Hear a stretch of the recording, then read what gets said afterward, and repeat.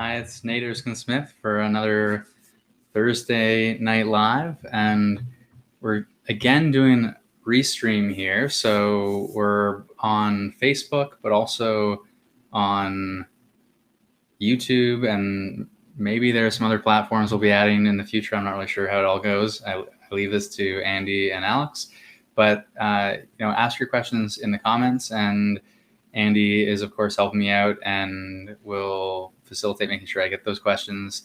And in terms of an update, so there are a number of things to update on. It's been a busy couple of weeks, actually. So where to start? So in terms of votes in the House, there have been a number of different votes, and there obviously was a vote around the judicial review of the compensation for First Nation kids for inequitable treatment. And so I certainly voted in support of ending that kind of litigation. I probably tomorrow will be posting, I recorded a conversation for Uncommons with Minister Mark Miller earlier this week to discuss that very issue, and to also discuss clean water on reserves and the progress that's been made and more. And so look out for that tomorrow if that's an issue or those are issues that are of interest to you. We have also, we haven't passed the budget yet, but the budget certainly will be passed before the end of June, and the session is expected to conclude at the end of June, as it typically does. We're at midnight sittings now. And so there's that. In terms of other updates, just today, I have been calling for a while now for us to follow the expert advisory panel's advice in relation to reopening travel for fully vaccinated individuals, particularly along the American-Canadian border. I was on a panel discussion today where the Hotel Association of Canada representative really emphasized, when you look at the tourism that comes into Canada, the largest, obviously, source of that tourism is the United States. And so it makes eminent sense for us to reopen cautiously, reopen prudently, reopen in keeping with the science, but to focus on, in phase one, fully vaccinated travelers. Now, what the government is doing is, as of early July, we're told that there is going to be a reopening. Reopening is a strong word, I would say. That we're told that there will be an exemption from quarantine for fully vaccinated travelers who test negative upon arrival. There's also a pre-departure test that's required, and where so probably there will be some really short quarantine required until the negative test upon arrival is processed, and then one would be free from quarantine. But the only individuals who would be able to take advantage of that would be people who can travel currently where there's eligibility. Now, that will help a number of people, especially as it relates to family reunification, but it's not going to help the tourism sector in any significant way. And it's not going to reconnect everyone that ought to be reconnected. So I personally think we ought to emphasize the safety of these vaccines. They are effective, they are safe, and the US CDC has provided individual level guidance many months ago. And I do think we need to see that kind of individual level guidance here in Canada, and to incentivize, those who are still on the fence about it to say, here's the importance of getting vaccinated. Not only keeps you safe, but also helps to cut transmission, and we can return to normalcy. Once you are vaccinated, you can return to normalcy. And once we have high vaccination rates across the board, our province and our country can return to a sense of normalcy as well. Okay, what else? Oh, today, the last thing sort of worth updating about today, at least, was I was also on a panel in relation to decriminalization. So we've seen a lot of progress. Bill C-22 is an example of that, where a bill that I introduced is now part of government legislation to make it virtually impossible for a prosecution of simple possession to proceed. We've seen new guidance for the Public Prosecution Service, which is really important to move away from criminalization. We have seen, obviously, an expansion of safe consumption sites across the country in the last 5 years that we've almost 6 years that we've been doing this for. And there's been a lot of progress, and safe supply pilots, and including South Riverdale, funding for South Riverdale, and more. But we clearly need to do more. And there's an expert panel that's working away on recommendations to Minister Haidu in relation to what comes next in relation to moving away from criminal penalties for simple possession and treating drug use as a health issue. And so I discussed with the Canadian HIV/AIDS Legal Network in a panel there, including with Don Davies, about what steps should come next. And so if anyone has ideas on that front, do send them in. I'm turning my mind to who knows when the next election is going to be. You know, you hear talk about it possibly being a fall election once everyone's vaccinated. Who knows? Frankly, if the minority parliament is functioning and we can get business passed, then minority parliaments can hold great promise, as I said in the first speech in the House in this minority parliament. But if we do end up in an election, I want to make sure that I'm putting ideas on the table, and I want to make sure that I'm feeding ideas into the platform process. So if you do have ideas, we've spent a lot of money over the last year in response to the pandemic, and budget 2021 included a significant series of expenditures, including for childcare. So I don't expect any election, whenever it does happen, will include huge spending commitments. Frankly, I think there will be an emphasis on fiscal restraint and a return to sustainable budgets as much as reasonably possible. And so if you have ideas, big ideas, great. But if you also have ideas that are not spending, then all the better, and send them in. Okay, jumping to, there's a lot more that I'm missing in terms of updates, but it is what it is here. Oh, right. Andy reminds me one more update. I forgot.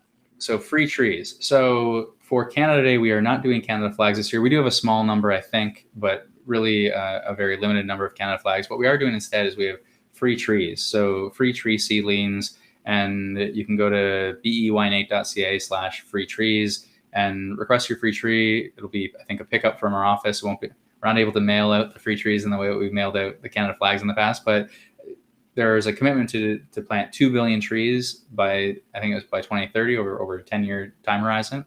And there will be many trees planted. I think it's 200 million or so that are going to be planted this summer. I could be overstating that. There's tens of millions of trees are going to be planted this summer. Anyway, our little office is basically encouraging every Beaches East York constituent to plant a tree as well. And so we are offering free trees for that process. Okay, Loy says, hi, Nate, when can we expect an announcement for Crossborder opening plans? Loy, you are reading my mind. So I don't know the answer to that, other than that we are told that it's going to be a phased approach. And we have been told that the first phase is for, as I say, people who are already eligible to travel.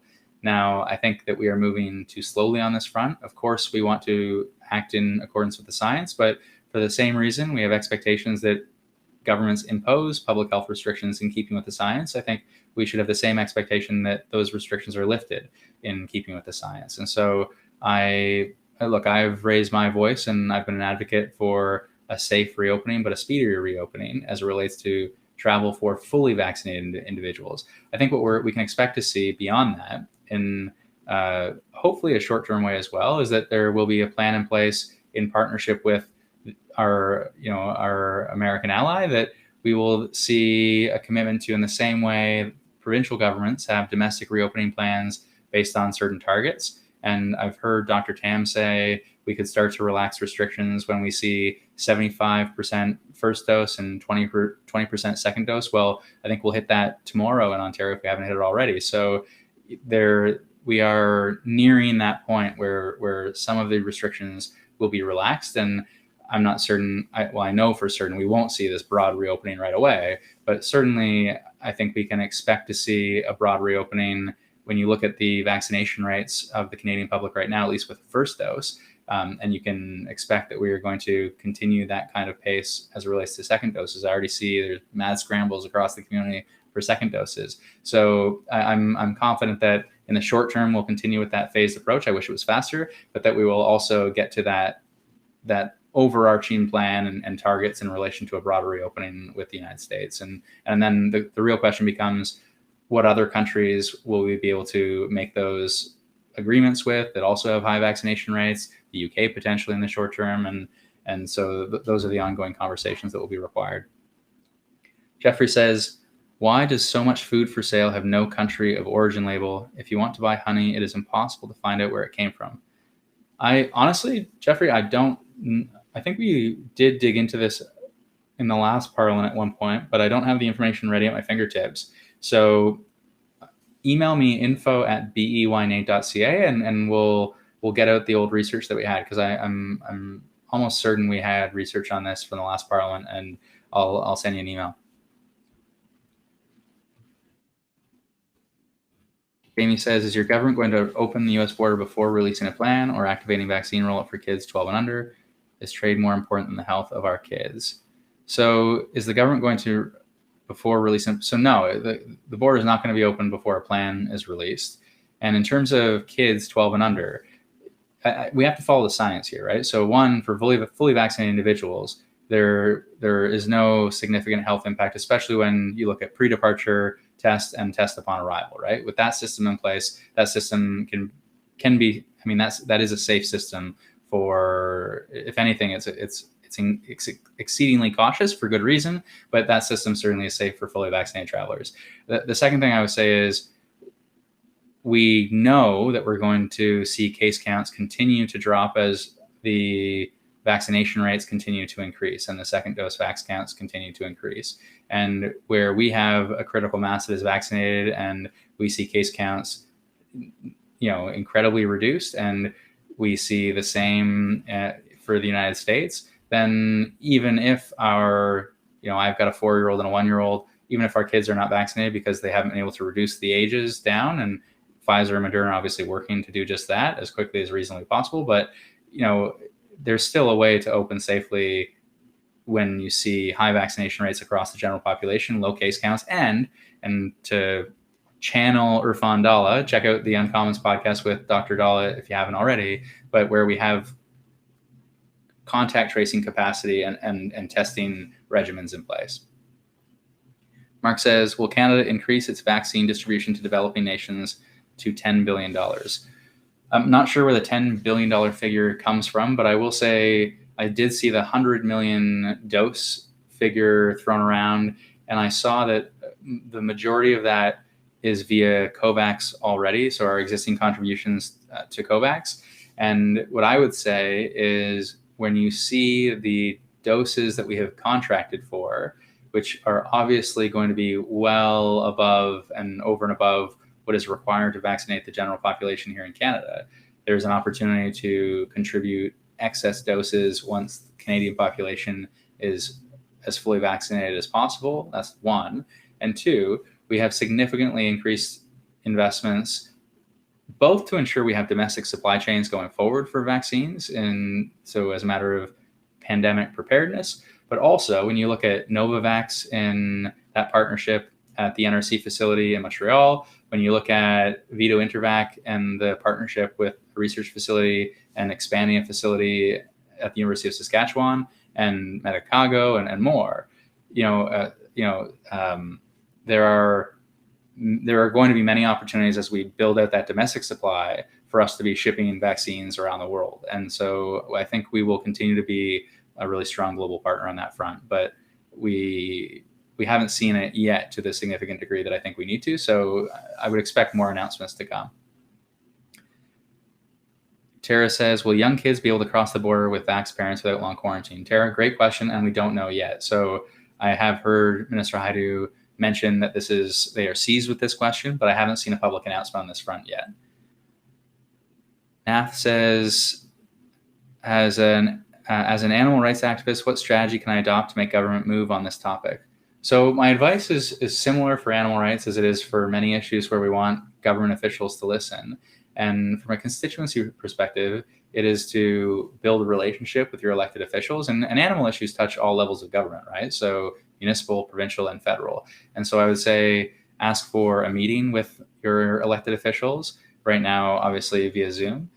Better yet, have neighbors of yours or friends who live in the constituency also ask for a meeting, and you can all meet together. Some of these advocacy organizations can be really effective on this front. Lead Now can be quite effective at bringing people together. The Citizens Climate Lobby is really effective at bringing neighbors together. There are a number of organizations. Fair Vote Canada, I just met, I want to say over 24 folks on Zoom, about that number, and many of them, most of them were constituents. So there the virtual meetings can be really effective in that way. You're not asking everyone to come to my constituency office, which can be inconvenient for some potentially, depending upon the time. And so everyone can just simply log on and participate. Even a meeting of 4 or 5 people can be really effective. And if you can't meet with the elected official, then certainly meet with their staff as a starting point. When the world resumes to some sense of normalcy and we can have in-person events, then encourage you to get out and go to those in-person events and meet your elected officials and make sure they know who you are and know who you are in the community and what you care about. And that kind of relationship building where you have the initial meeting, but then you also have follow-up meetings 6 months, 8 months, 12 months down the road, and so on. It can be really important. So when an issue does arise, there's a campaign from Jan Narden and that to end the live export of horses for slaughter, and I'm going to table a petition and solicit support from colleagues for a letter. And if you write into your elected official to say, can you sign on to the letter, then that's an action item. And if you have a pre-existing relationship, it can be really effective. And that applies, I would say, to all issues that you care about. That kind of relationship building is incredibly important. Get involved in campaigns. If we do have an election sometime in the fall or sometime in early 2022 or whenever the next election might be, then get involved in some way, whoever the candidate is, get involved and again, express to the candidate why you're getting involved. This is the issue you care about. And then, that kind of relationship building and involvement, participation can really matter. Tracy says, good evening. Anything on the disability inclusion? Great question, Tracy. I have no particular update where the budget is the big expenditure piece, and that is going to be passed before we rise, as I say, at the end of June. And it doesn't include an implementation of the new proposed disability benefit, largely because that proposed disability benefit is going to require collaboration with provinces. And so the timeline from when it was first proposed in the fall to the spring was obviously not, in the context of everything else that's going on for federal and provincial governments, not enough time to make that happen. But it is a priority item. And Tracy, if you email me, I'll make sure I get the most recent update from Minister Qualtrow's office, because I know this is near and dear to her heart and that this is one of her priority areas to deliver on. So email me and Andy's telling me to speed it up. All right, I'll speed it up, Andy. Ian says, hope all is well with you and that you're enjoying the nice weather. This week there was a motion on dental care. Most of the Liberal caucus voted against. What is the reason behind that? And does the government intend to move forward with greater access to dental care in the future? Okay, so here's a vote. I did vote for this motion, though it was a bit of a struggle because the motions as they are quite thin on details. And in this case, the government had I would say, they had a reasonable position. I voted for it to emphasize it's not a huge, costly program, but I also quite like the targeted nature of the program. The idea was individuals who earn below $90,000 would get basic dental care insurance. So that was the idea.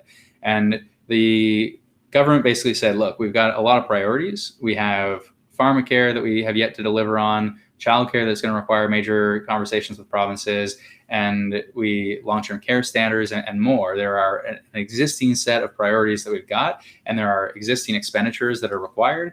And I hesitated even because if I had a $1.5 billion on an annual basis to spend, I would plow it into the Canada Workers Benefit before that would be my priority over dental care as an example, although dental care is important too.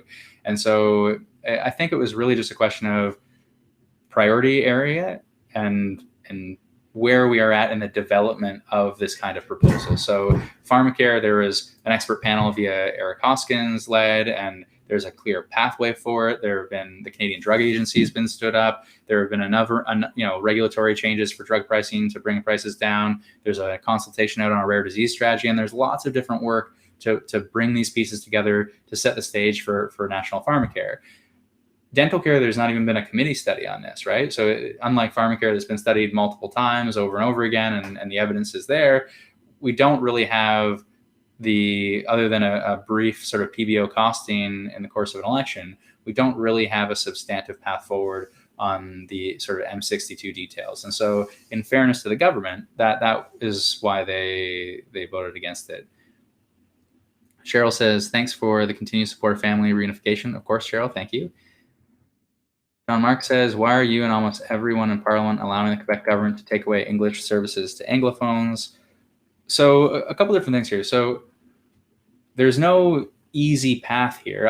Bill 21 is a terrible bill that is discriminatory in nature. And if there was an easy way for the federal government to stop it, then I would encourage our federal government to make sure we're doing our part to stand up for rights. And when we look at minority language rights, I think similarly, the federal government's got to stand up for minority rights. But it's not so easy to simply say, stop the Quebec government from doing something, or stop the Alberta government, or stop the Ontario government from doing something we don't like when it's within their jurisdiction to do so. And so with Bill 21 as an example, we can intervene in the charter challenge. That would be I think the federal intervention, as limited as it is, that would be a federal intervention that I would support. As it relates to Bill 96, there's no clear-cut path for the federal government to intervene and say, you are prohibited from acting in this way, right? So, I haven't followed all the details of 96, but simply saying there's no particular path here. What I have followed, and I abstained on the motion because there was a motion in the House to basically say Section 45 of the Constitution Act provides the provinces the ability to amend their own respective jurisdictions. That's true. And it went on to say that, acknowledge the will of Quebec to amend its constitution to ensure that, to recognize that French is the only official language of Quebec, and, Quebecois are a nation within Quebec, and fine as far as it goes, except that 96 goes further. And 96 actually, the motion that was before us in Parliament didn't actually encapsulate what Bill 96 purports to do. What Bill 96 purports to do, which is a greater challenge, is purports to basically say, amend the Constitution, not only Quebec's Constitution, to basically say the rest of the country recognizes these characteristics about Quebec. And I think that is actually a greater challenge. And Emmett McFarlane and some other experts have written about this, and I think they're right. And so I abstained on the motion because it was a bit of an odd motion, that the motion, non-controversial in some ways on its face, but against the context of 96, even though it was not completely characterizing in a correct way what 96 was doing, it was a challenge. So I wasn't going to support it. Thinking of voting against it or abstaining, I thought an abstention made the most sense. Our minority language caucus, certainly there was a unanimity in abstaining. John Garbell says, "Hi Nate, we have a family 75% AZ vaccinated. We'll be able to cross the U.S. border this summer." So this is a very good question. I did see the news story about, I think it was at the Bruce Springsteen concert, and this is exactly why we need to be in close collaboration and contact with our American partners, because obviously CDC, the CDC and the FDA, there's not been an approval of AZ in the United States for use, but that's because they have some concerns around safety, potentially, not in relation to effectiveness. I mean, we know that it's more effective than J&J on certainly the data that I've seen. So that's an approved vaccine in the US. That's what my brother-in-law and sister-in-law got. So I have every expectation that the vaccines that have been approved here in Canada, when we are in a place to open borders and to have Canadians travel to the United States, I have every expectation that our officials at GAC and our officials who are seized with these conversations with our American partners are going to sort this out, because otherwise it would make no sense at all. Lloyd says, will the antigen test be permitted as proof of negative COVID-19 for entry similar to other countries? Will we be using vaccine passports? So my understanding right now is no to the antigen test, that we're looking at PCR tests still. And will we, I understand the merits to antigen tests, which are a lot faster, but that the proposal that I've seen from the Minister of Health's team is that we're looking at PCR tests, and that is the advice of the expert advisory panel, to my understanding. Will we be using vaccine passports? Not insofar as there's sort of a vaccine passport, which some countries have used for domestic activities. That would obviously be a provincial conversation, but I have every expectation that we are going to see, what I hope to see, is that we see the Arrive Can app for travelers coming into Canada is integrated with various provincial systems as it relates to proof of immunity, but also as it relates to, so I don't think there's going to be sort of one single source proof. I think when you travel to the US, there ought to be an agreement with our American partners that this is the proof from Ontario, this is the proof from Alberta, this is what is constitutes proof of immunity, and then from similar state proof. So the state of New York, as an example, has an application called Excelsior, which has one's vaccination status on it, and so on. Each state would have potentially a slightly different, proof of immunity. And so again, our border officials should be able to have the list of what constitutes proof, and then be able to assess that as folks come through. But I don't sort of see sort of this attempt to have one uniform application, or that it's all going to look the same. Jacqueline says, can you comment on the committee recommendation to not give federal contracts in IT and security? When will procurement and foreign affairs consult on such matters before decisions are made? Yeah, so I think it is a solid recommendation that I've said before. I mean, we've engaged before, obviously, and it's good to hear from you. But obviously we don't want Huawei to be integrated into our telecommunication networks. And I know there's been a push for a ban from the government, similar to our Five Eyes partners, and maybe some complications with the two Michaels as far as it goes. But there hasn't been any integration since sort of this conversation occurred I think well over a year ago now. But since we've been having this conversation, there has been a pause, obviously. And I don't think any telecommunication company wants to expand their networks using that equipment, knowing that they would be risking that investment, obviously. So there hasn't been a rush for the government to make that decision, given that activity hasn't been undertaken as this decision sort of been under review. But certainly I support sort of acting in keeping with our Five Eyes allies, and having a formal prohibition on the use of that equipment. Since you are the foremost liberal who has condemned China of genocide of the Uyghurs, will you condemn the Catholic Church of genocide of indigenous children?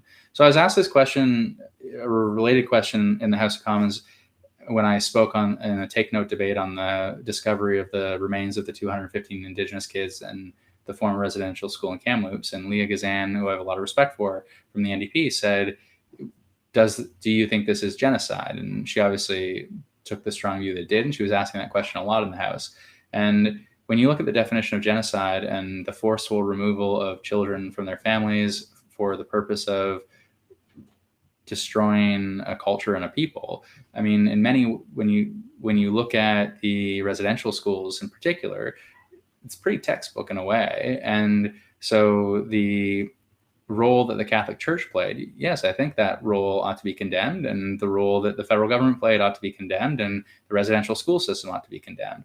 And right now, the real conversation is what does the federal government need to do? Pursue the calls to action in a serious way. And just my conversation with Mark Miller was really, we need to be more ambitious. So we've done a lot. I really do think we've moved the needle significantly towards reconciliation. And just as one example, almost 70% of long-term advisories have been lifted on reserve for boil water advisories. You see billions of dollars directed to health inequities and to close gaps in education inequities and more. And there's much more that needs to be done, obviously. And so we need to really amp up that ambition and continue forward with greater ambition. And the Catholic Church needs to, we've had an apology from the federal government. There have been damages paid out from the federal government, both a settlement, individual settlement for everyone, but also independent assessment process over and above that for people who are abused through the residential school system. We have not even seen a formal apology from the Catholic Church, which is, I think, unfortunate, to put it lightly. Sarah says, how was your birthday? Have a happy Father's Day weekend. How come there's not any pop-up vaccines in the beaches walking distance? Weeks ago, there was one at Kew Gardens. It's hard to get them at pharmacies. So Sarah, I'll make sure Tanvir is in touch with you about the pop-ups in the East End. I don't see a scheduled one for Kew anytime in the near future, but there are, Michael Guerin's been amazing. The East Toronto Health Partners have been amazing. And so there will be continued pop-ups, just like there were for the first round of vaccines. And so for second doses, it'll be the same. And we're just starting to see those pop-ups really get going in earnest. And obviously high demand. So they've had to even adjust their take-in to make sure that they're not overwhelmed. And so where there are additional pop-ups in the East End that make sense, we'll definitely be in touch, Sarah. And thanks so much. Amy made sure my birthday was great, and I'm looking forward to spending Father's Day with the family on Sunday as well. Green says, why is postal code M4C left out of Dentonia Park pop-up on Sunday? The park itself is in this code. My postal code has been left out of many vaccine clinics. Honestly, I don't know the detailed decision by the health network, but I would say that everything I know about their decision making, they look at the priority areas, and they're looking at priority areas in relation to the Delta variant almost certainly right now. And there is limited sort of, I think it's like 2,000 doses at each one of these clinics. And so they were really seriously overwhelmed with the first 2 days of their pop-ups, where it was it was anyone in M postal code. And so the decisions in relation to hotspots are made at the provincial level. So that's out of our hands. We're just really here to facilitate, sharing the information. But that's, in my experience, how those decisions are made. And I did see on the ground, we saw, the poster we got that we shared was updated shortly thereafter, because the first experience they had was that their systems were overwhelmed because people from all over any M postal code were coming in and overwhelming their line, and they closed it within 45 minutes of having it open on day one.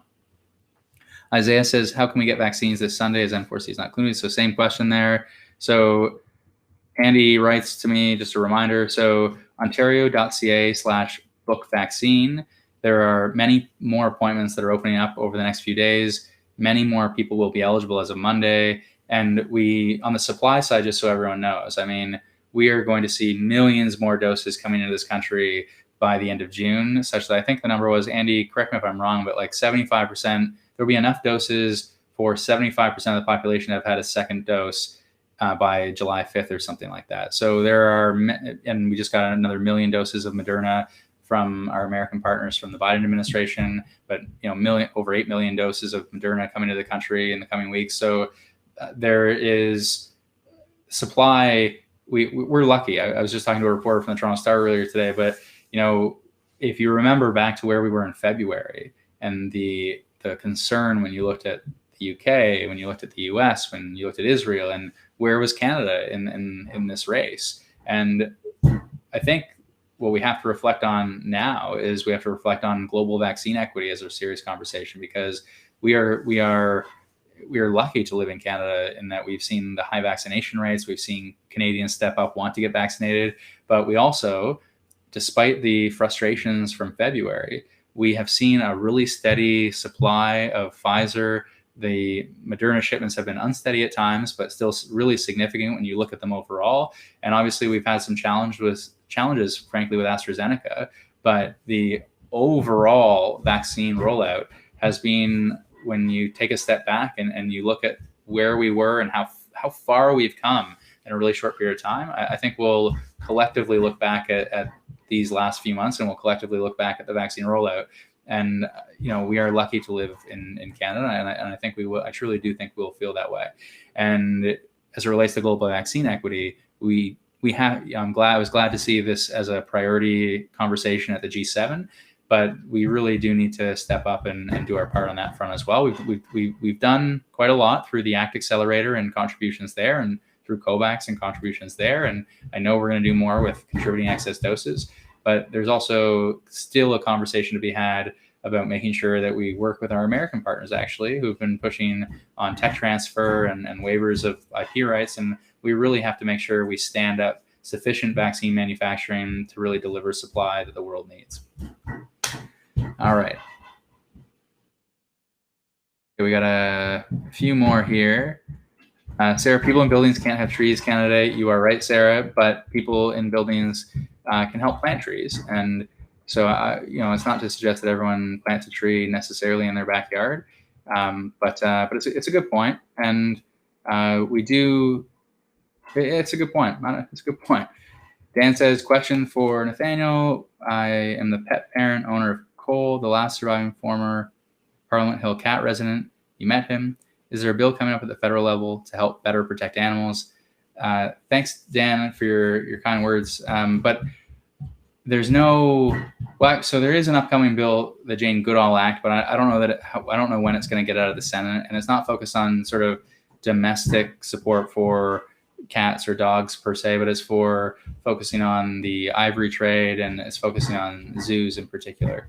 So there is still much more to be done when you think of modernizing our animal laws in a broader way, and so that work still needs to be done. We still need to have updates to the criminal code, updates that I'd introduced in the last parliament that I saw some through but didn't see all through, and so that still needs to happen. I'm confident that we're going to see, the pandemic has obviously sidelined this conversation in a way, but there's an opportunity to have this conversation in a serious way because of the pandemic, because of the connection between the way we treat animals and pandemic risk. And I think there's also it's just a conversation that more people across party lines are willing to have increasingly. And so whether it's Michelle Rempel from the Conservatives, or whether it is Alistair McGregor from the NDP, or Elizabeth May from the Greens, I've had many conversations with colleagues, Len Weber from the Conservatives. I've had many conversations with colleagues from other parties about moving this forward, including my own party. Alexander Mendez is amazing on these issues. And so there are a number of sort of single issue campaigns. I mentioned the live export of horses for slaughter, also animal testing. I'm engaged with the Minister's Office on in relation to amendments for the Canadian Environmental Protection Act, and C-28 is the bill. So there are opportunities for change, but we aren't at a place yet. And to your point, we do need sort of a broader piece of legislation that really updates animal protections. I attempted to do this in a way in 2016, but it would be great to see a government effort that sought to touch a number of different areas of animal protections and really modernize them in a serious way. Rondell says, can you comment on what has happened with the proposed legislation changes to pardons, etc.? It has disappeared from the CBC News site. So yeah, this is a new piece of legislation from Minister Blair that seeks to reverse some of the unfair changes from the former Harper government that added years to the pardons process. So people had to wait much longer before they could apply for a pardon, and that the bill seeks to reduce fees and to make it easier for people to receive pardons, because we know that the criminal record itself is a barrier to reintegration into society, and that can be a real challenge. When you think of public safety in a broader sense, public safety really is about keeping our community safe, and we do that by making sure that we are taking a more restorative justice approach and reintegrating people into communities in an effective way.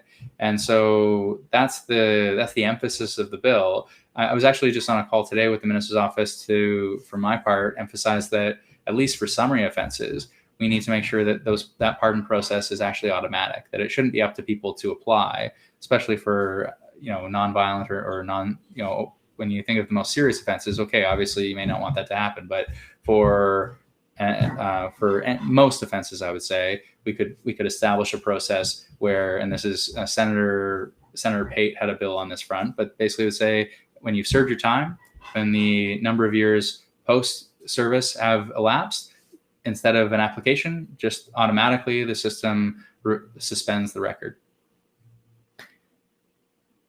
Jeffrey says, why not waive the patents? So I actually put a letter together alongside Don Davies from the NDP and Marcus Pawlowski from my Liberal Party, and we had over 80 parliamentarians sign on, representing all parties in the House of Commons, from the Bloc to the Conservatives, the NDP, the Greens, and Liberals. And so that's been the call, and so certainly supportive of that. John says, will the sitting government appoint anyone to the Senate before the next federal election? I would hate to see no eagle feather Plett become the next leader in the Senate. Thanks for the message around Father's Day, John. And I hear you on this. And actually, I think given the time that remains, we really do need to move on that. So Andy, let's make a note of that and let's follow up, because John makes a really good point. Jeff says, the UBI bill has no teeth. It's just a bill to say we need to make a bill.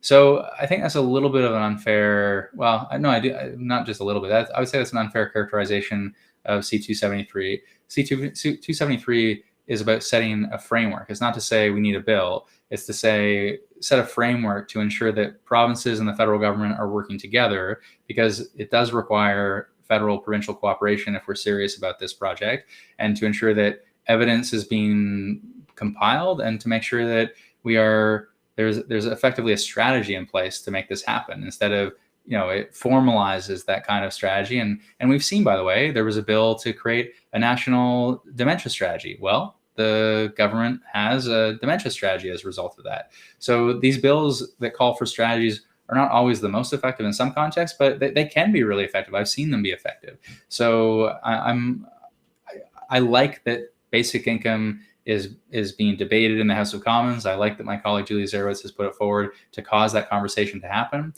We haven't seen this conversation happen in a serious way in parliamentary debate. I like that Wayne Easter got up on his feet and supported it and called for a pilot out in PEI. So, it's caused a lot of really positive debate to happen, and I think that should be commended, and I think that's important. I would also say it's not dissimilar from, when the NDP introduced a pharmacare bill.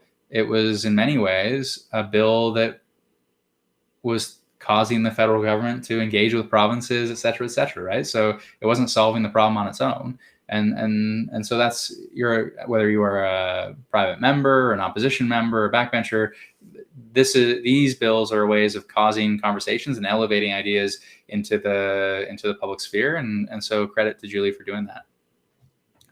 Tracy says, I'm just wondering what is the federal government going to do with the 392 Indigenous children bodies found at residential schools? I hope taking down all Sir Johnny MacDonald statues in every city. So the statue conversation is not just one for the federal government, obviously, but I do agree about memorials. I was actually just speaking to a member of TASC, sort of a coalition in Toronto, Indigenous service organizations, and Lindsay was mentioning calls to action in relation to memorials, and how there's a project for City Hall, and could the federal government participate in this in some way? And I think we should. I think we should take every one of those opportunities to build up memorials and to build up commemorations, and so that has to be a really serious part of our conversation. And I think we do probably have to have a reflection around. I don't think we should tear down history and solely focus on one element of a leader's sort of record. I mean, you look at leaders throughout Canadian history, from Mackenzie to Tommy Douglas, even, and sort of the support for eugenics. And there are challenging conversations once we start to have conversations about individual leaders throughout our history. But we don't have to celebrate them all in the same way we always have, and we ought to reflect on that history more seriously in light of what we know today. And I do think we ought to be building up memorials and commemorations that honor the victims of injustices throughout our history, where, as I've said, we're lucky to live in Canada, but we ought to be proud of all of Canada's history, and we ought to reconcile with that history. Lauren says, when are we getting rid of the hotel quarantine for fully vaccinated Canadians, Americans? We have not seen our elderly parents in 18 months. And Lauren, the answer to that is soon for fully vaccinated travelers. That the announcement about details to come, but a timeline of roughly early July, that was in relation to fully vaccinated individuals currently eligible to travel, and that was in relation to avoiding hotel quarantine. So I think the expert panel has effectively recommended that we do away with hotel quarantine for everyone, so long as there is a strong quarantine plan by individuals who are not vaccinated. But for fully vaccinated individuals, there's no basis for that kind of quarantine. And I think that's it. So I apologize if I missed anything, but thanks everyone for joining. And until 2 weeks from now, in the meantime, info@bey8.ca, and check out podcast with Mark Miller, uncommons.ca. I'll be posting that tomorrow. And if you have ideas for advocacy going forward, as I say, email me, info@bey8. And I forgot to mention, there's also a march against Islamophobia and against hate. Obviously, the tragedy and the attack in London, and so much going on in the last couple of weeks. But really kudos to BCS, a local Bangladeshi organization, for helping to put that together and hosting that in Dentonia Park. And then there was also a similar event shortly thereafter at our local mosque. And so I was able to participate and attend both. And subsequently, I also interviewed Amira El-Gawabi, who is part of, really has committed her life in many ways to tackling hate and to addressing hate and to fighting hate. And so that she's also, I recorded a conversation a number of days ago, and we'll be posting that shortly as well. So if those are conversations you're interested in, and otherwise, I will see you in a couple of weeks.